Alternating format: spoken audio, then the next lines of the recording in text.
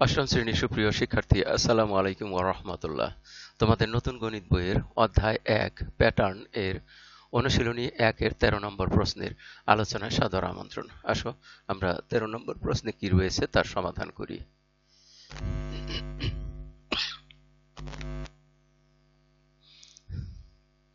লক্ষ্য করো, ৫, ১৩, ২১, ২৯, ৩৭ একটি ধারা বা একটি প্যাটার্ন রয়েছে। এখানে কতে বলা হয়েছে ২৯ ও ৩৭কে দুইটি স্বাভাবিক সংখ্যার বর্গের সমষ্টি রূপে প্রকাশ করো। তাহলে আমরা আসো প্রথমে ২৯কে দুইটি সাধারণ স্বাভাবিক সংখ্যার বর্গের যোগফল বা সমষ্টি রূপে প্রকাশ করি।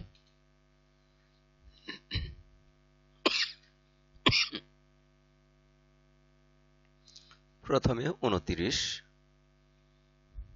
২৯কে আমরা যদি দুইটি অংশে ভাগ করব, দুইটি সংখ্যা নেব, যে দুইটি সংখ্যার যোগফল হবে ২৯ এবং সংখ্যা দুটি অবশ্যই পূর্ণবর্গ হবে এমন সংখ্যা নিতে হবে।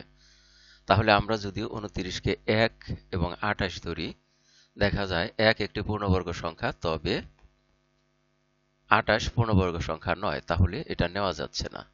আমরা যদি এটাকে ৪ ধরি, অর্থাৎ ৪ যোগ ২৫ ধরি, দেখা যাচ্ছে ৪ একটি পূর্ণবর্গ সংখ্যা, ২৫ একটি পূর্ণবর্গ সংখ্যা। অর্থাৎ এটাকে আমরা এভাবে লিখতে পারি ২ এর বর্গ যোগ ৫ এর বর্গ। ২ এর বর্গ আর হলো ৫ এর বর্গ। এখানে বলা হয়েছে দুইটি স্বাভাবিক সংখ্যার বর্গের সমষ্টি রূপে প্রকাশ করো। তাহলে আমরা ২৯কে প্রকাশ করলাম, সেটা হলো ২ এর বর্গ যোগ ৫ এর বর্গ সমান হলো ২৯। এবার ৩৭কেও আমরা এরকম ভাবেই দেখব। ৩৭কে যদি আমরা ১ এর বর্গ ধরি, এরকম ১ যোগ ৩৬ লিখি, তাহলে হয় ৩৭। এখানে দেখা যাচ্ছে যে ১ এর বর্গ ১ হয় আর ৬ এর বর্গ ৩৬ হয়, অর্থাৎ ৩৬ একটি পূর্ণবর্গ সংখ্যা। তাহলে এভাবে লেখা যায় যে ১ এর বর্গ যোগ ৬ এর বর্গ।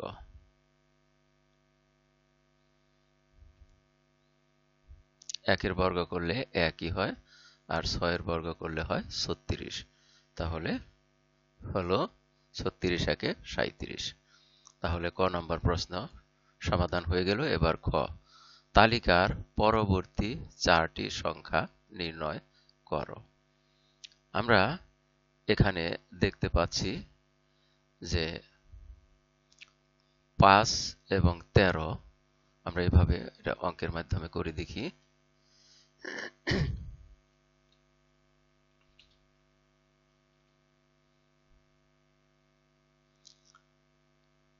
এখানে এভাবে দেখি যে ৫, তারপরে লিখি ১৩, আর একটু দূরে লিখি ২১, ২৯ এবং ৩৭।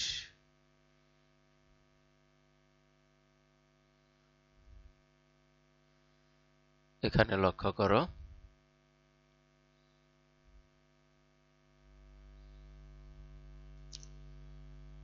১৩ এবং ৫ এর মাঝখানে উভয়ের মধ্যে ব্যবধান হলো ৮।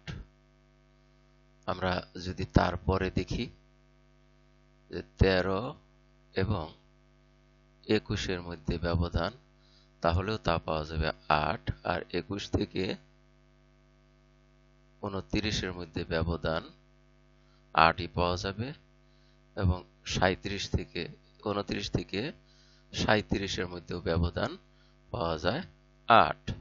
প্রতি ক্ষেত্রেই ব্যবধান 8 করে আছে।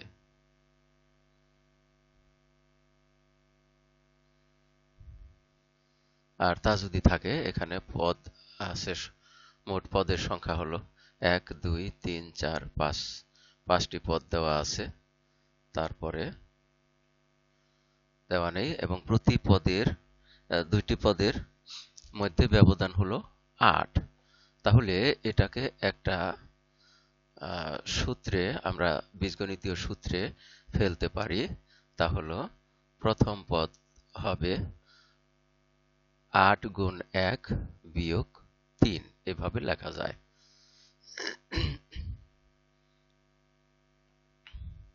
অর্থাৎ এই তালিকা অনুযায়ী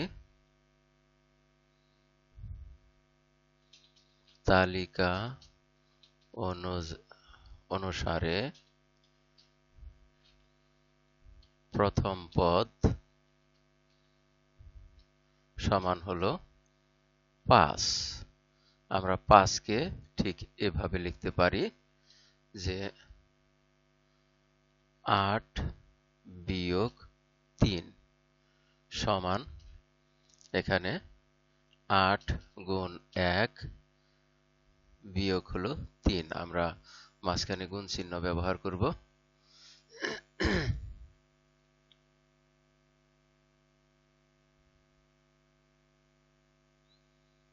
8 বিয়োগ 1 গুণ হলো 3, তাহলে 8 থেকে 3 বিয়োগ দিলে থাকে 5। ঠিক একই রকম ভাবে আমরা দেখি এই দ্বিতীয় পদটি। দ্বিতীয় পদ হলো 13।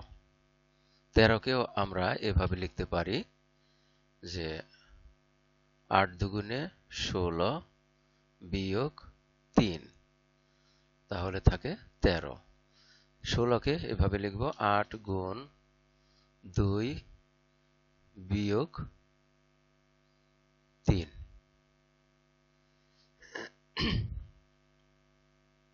এখানে আমরা গুণ চিহ্ন দিয়ে নেই।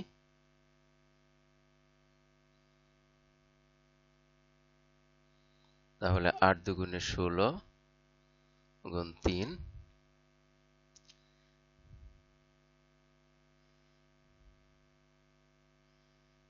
এভাবে তৃতীয় পদ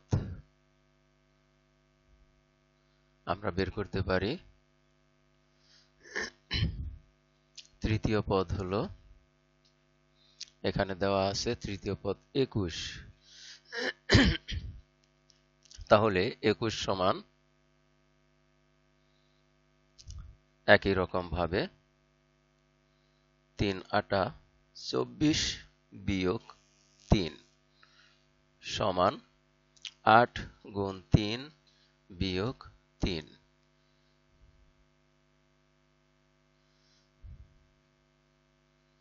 অর্থাৎ 8 রে 3 দ্বারা গুণ করলে হয় 3 8 24। 24 থেকে আমরা 3 বিয়োগ দিলে পাই 21। এভাবে আমরা কতম পদ বের করতে পারি?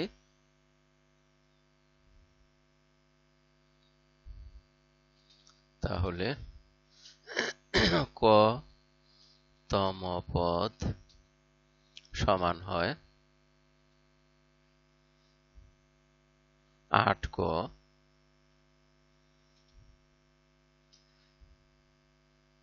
বিয়োগ 3। আমরা এভাবে লিখতে পারি যে কতম পদ হলো 8 ক বিয়োগ 3। সে অনুযায়ী এখানে তালিকার পরবর্তী 4টি পদের সংখ্যা বলা হয়েছে। তাহলে আমরা লিখব তালিকার পরবর্তী 4টি পদ হলো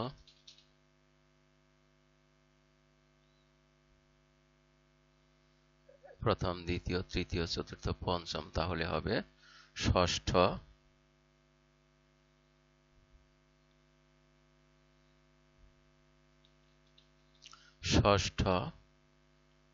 সপ্তম,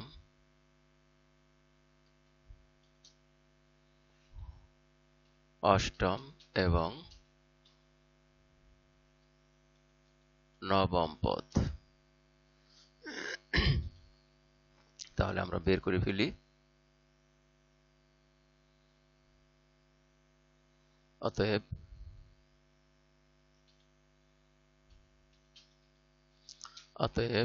ষষ্ঠ পদ সমান হবে 8 গুণ, অর্থাৎ 8 গুণ ক এর পরিবর্তে 6, তারপরে বিয়োগ 3, অর্থাৎ 8 গুণ 6 বিয়োগ 3।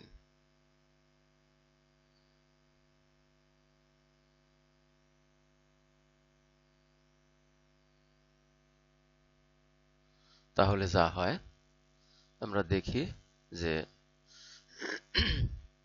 8 গুণ 6 হয় 6 8 48, তার থেকে বিয়োগ হবে 3 সমান 48 থেকে 3 বিয়োগ দিলে হয় 45। ঠিক একই রকম ভাবে আমরা সপ্তম পদটা বের করি। সপ্তম পদ হবে 8 গুণ 7 বিয়োগ 3 সমান 7 8 56 বিয়োগ 3 সমান হবে 53।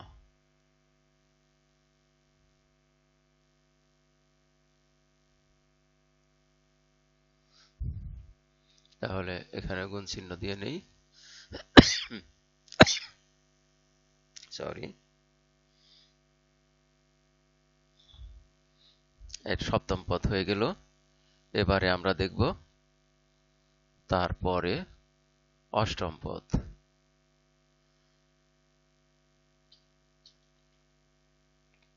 অষ্টম পদ একই রকম, 8 গুণ 8 বিয়োগ হলো 3 সমান হয় 8 8 64 বিয়োগ 3 সমান হলো 61।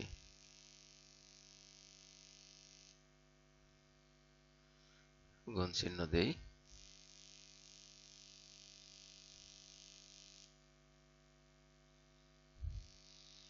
এবারে শেষ পদ নবম পদ, আমরা একই রকম ভাবে নবম পদ বের করব।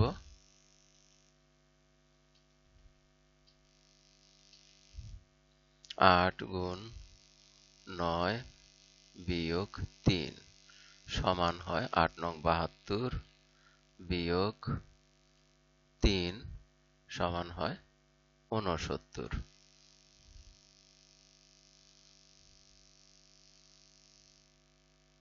এখানে গুণ চিহ্নটা দিয়ে নেই।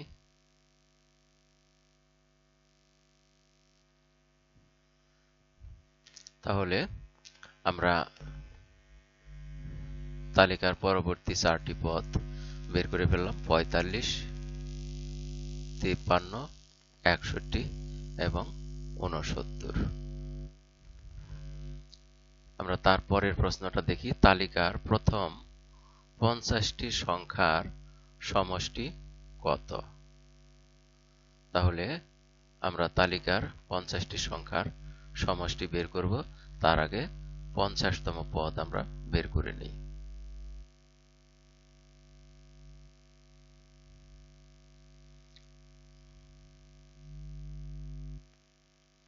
এবারে আমরা গ নাম্বার প্রশ্নের সমাধান করব। গতে বলা হয়েছে 50টি সংখ্যার সমষ্টি বের করতে হবে। তাহলে আগে 50তম পদ কত এটা বের করব। খ থেকে প্রাপ্ত বীজগণিতীয় রাশিটি ব্যবহার করে বীজগণিতীয়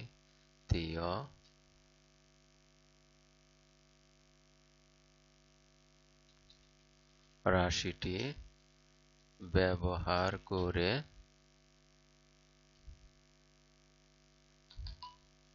পাই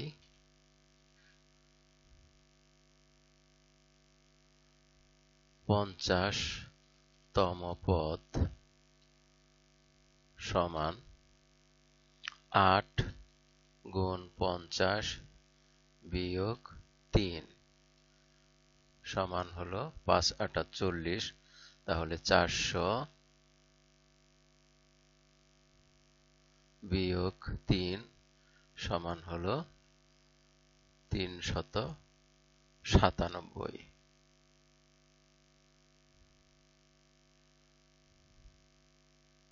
মাঝখানে গুণ চিহ্ন দেই, 8 এবং 50-এর মাঝখানে। আমরা 50তম পদটা পেয়ে গেছি। 50তম পদ হলো 397।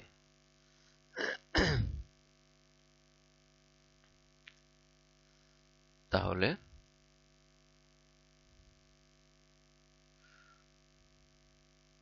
এখন প্রাপ্ত প্যাটার্নটি হবে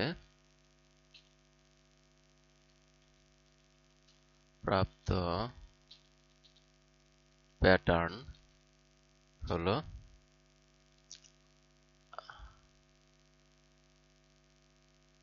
শুরুর থেকে আমরা যা পেয়েছি, প্রথমে হলো 5, তারপরে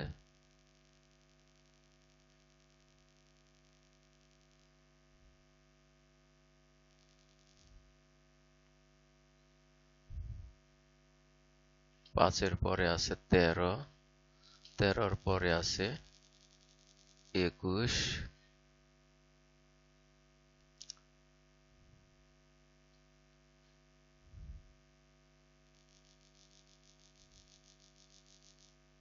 21-এর পরে 29, 37, 29, 37, এভাবে 50তম পদ অর্থাৎ শেষ পদ হলো 397।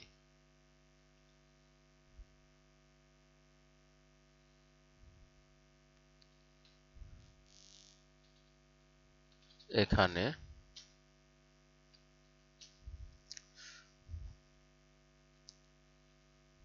প্রথম পদ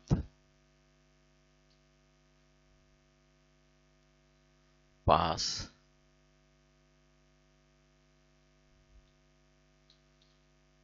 শেষ পদ বা 50তম পদ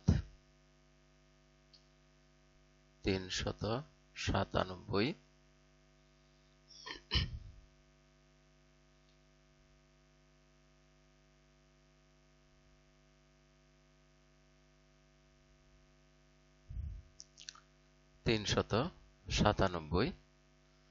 আর পদ সংখ্যা হলো 50। পদ সংখ্যা 50।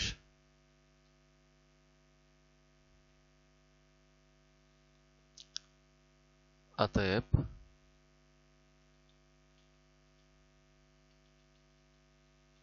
সমষ্টি সমান হলো, সমষ্টির সূত্রটি আমরা বসিয়ে দেব।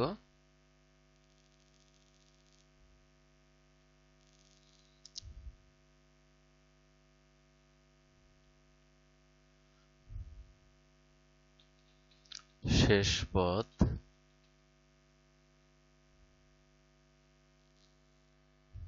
যোগ প্রথম পদ গুণ হইল পদ সংখ্যা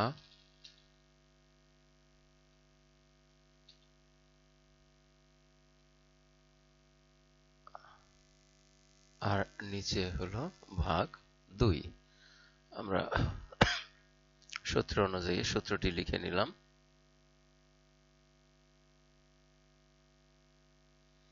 এবারে আমরা মান বসিয়ে দেব।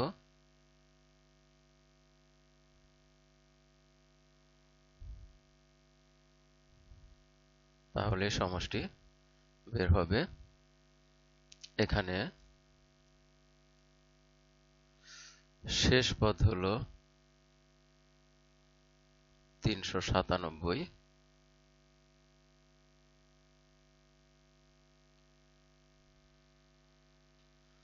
397 যোগ প্রথম পদ হলো 5, তারপরে গুণ চিহ্ন দিয়ে হবে পদ সংখ্যা 50 আর ভাগ হলো 2।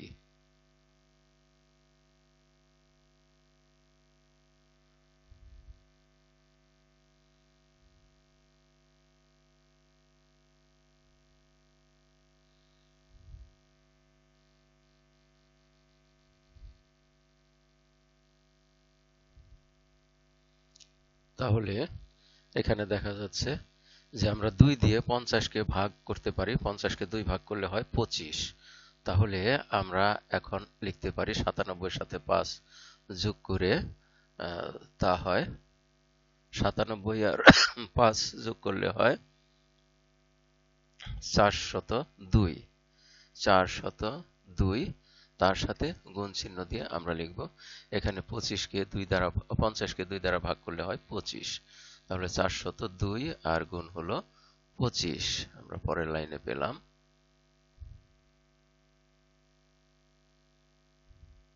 এবারে 402কে 25 দ্বারা গুণ করে যে গুণফল পাওয়া যাবে তাই হলো নির্ণয় সমাধান। তাহলে এখানে দেখা যাচ্ছে যে 25কে যদি আমরা এই 2 দ্বারা গুণ করি তাহলে হয় 50, আর এখানে 400কে যদি 25 দ্বারা গুণ করি তাহলে 4 25-এ হয় 100, 4 25-এ 100, তার সাথে 2টি শূন্য, তার মানে 1 দিয়ে 4টি শূন্য আর শেষে হয় 25 দুগুণে 50। তাহলে হলো 1 দিয়ে 2টি শূন্য দেওয়ার পরে বাকি লিখব 50, অর্থাৎ 10,050 হলো সমষ্টি।